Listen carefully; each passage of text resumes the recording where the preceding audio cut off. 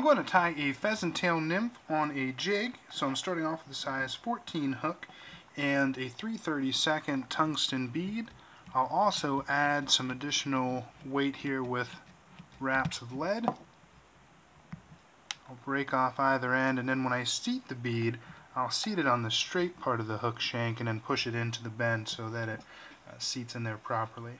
This will also have a CDC and a hot spot, and the hot spot that I'll use is in the thread, so it's an 8/0 fire orange. And I'll wrap that in behind the lead and trim the tag. The tail for this is obviously going to be a pheasant tail. I'll take 6 to 8 fibers, and when I tie this in, I'm going to tie it in on the side and allow my thread to position some of those strands on either side of the hook shank. And that's just to remember that when this rides in the water, it's going to ride opposite of the way that I'm tying it. So I want to make sure that when it's situated, I've got fibers on either side. The rib for this is a brassy sized gold wire. So I'll remove a 3-inch section and tie it into the side. And the body is again going to be pheasant tail. I'll take 4 to 5 strands here, tie them in by the tip to take advantage of that natural taper of the material. And when I wrap this, I'll reverse wrap it, so if you're looking at the front of the fly, I'm going to be taking it counterclockwise.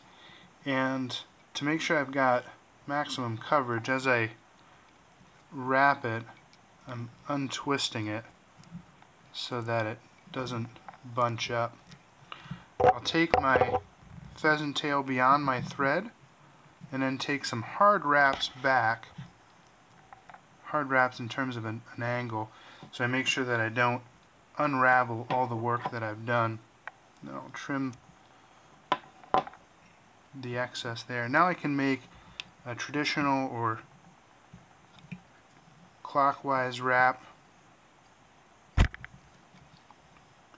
of my rib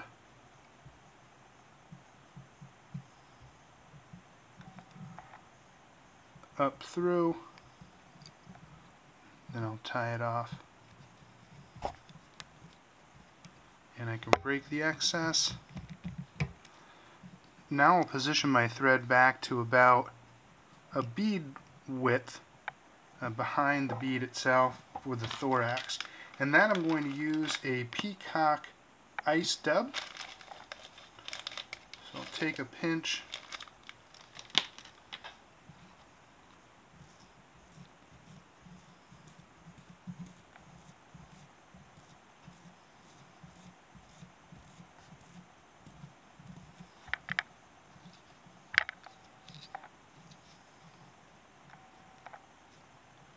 and I'll end just behind the bead.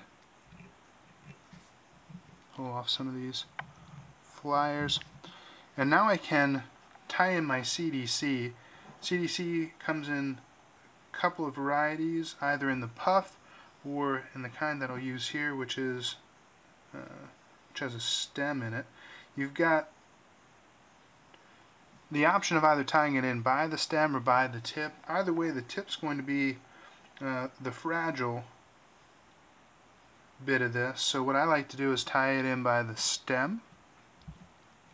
So I'll set it right on top, and that way I've got something meaty to tie into as I go.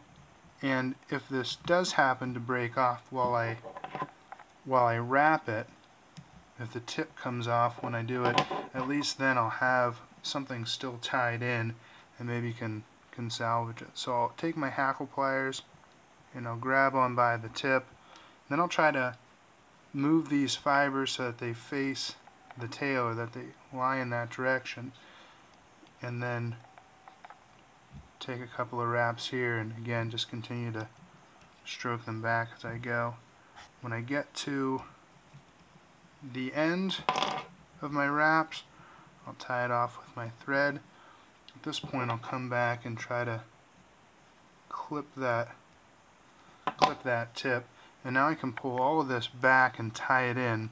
And now here's where I'll start to develop that hot spot. So I like to do it with thread. It helps hold those fibers back.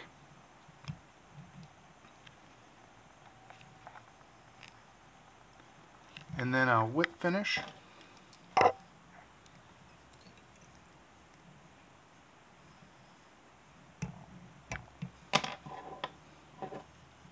And trim.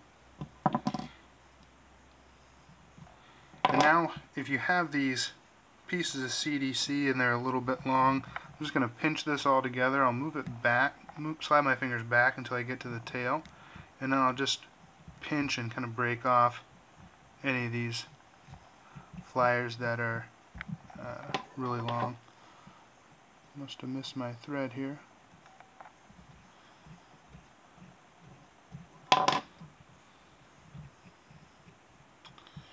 And that's it. It's a pheasant tail nymph tied on a jig, and then I've added in CDC and a hotspot.